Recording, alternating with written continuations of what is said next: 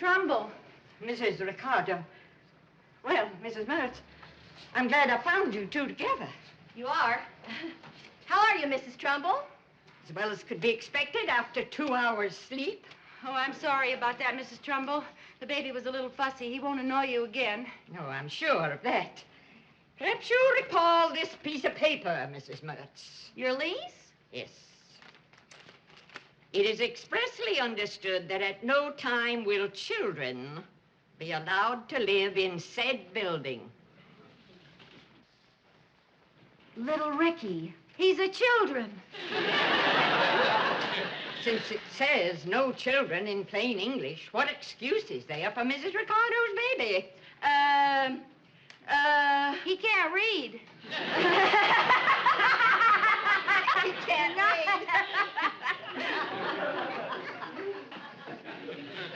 Did the Ricardos sign a lease like mine, or didn't they? Of course they did, but they didn't have a baby till 10 years later.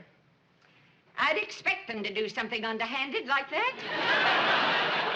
Oh, now, Mrs. Trumbull, can't you be a little more understanding? I understand only one thing.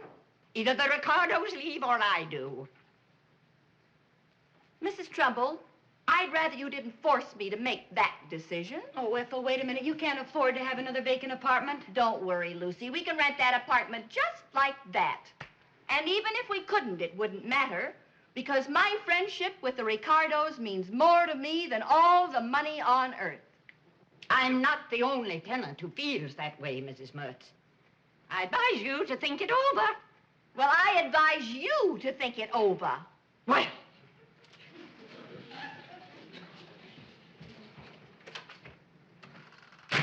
Oh, Ethel, I can't let you do that. You'll lose all your tenants. We'll just have to move, that's all. No, you're staying.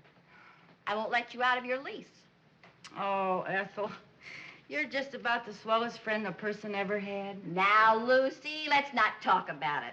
If there's anything I can't stand, it's somebody who does something nice for somebody and then talks about it all the time. And then the old prune said, either the Ricardos leave or I do. And then Lucy said, wait a minute, Ethel, you can't afford to have another vacant apartment. And then what do you guess I said? What? What? I was there. Oh, yes. Well, I said, don't worry, Lucy. We can rent that apartment just like that. And even if we couldn't, it wouldn't matter, because my friendship with the Ricardos means more to me than all the money on earth. And if I'd have been there, I'd have said the same thing. Gee. And then she said, I'm not the only tenant who feels this way. I'd advise you to think it over. And I said, well, I advise you to think it over. And then she flounced out of the apartment. Ethel, I think that you're just wonderful. Oh, it wasn't anything. Let's not talk about it anymore.